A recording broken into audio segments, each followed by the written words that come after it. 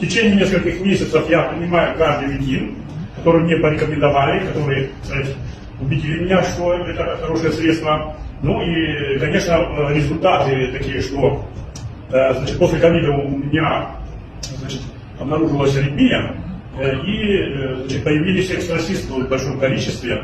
Вот, такие признаки, и иногда я чувствовал вот эту аритмию. Сейчас, то есть я не чувствую этих экстрасистов, когда вот в таком состоянии. И кардиограмма, которую я снимал 3 недели назад, показала, что количество экстрасистов уменьшилось.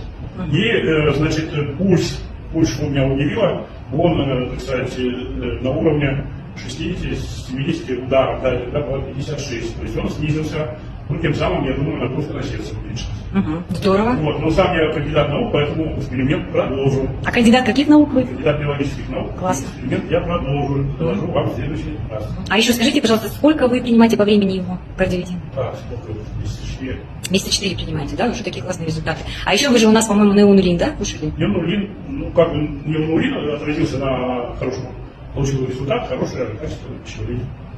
Ну и, по-моему, вес вы, да, тоже скинули? Да, и вес. Да. А насколько скинули вес? Ну, ровно 5 на 6. Это вот за какое время, за какой период? Вот практически месяца 3.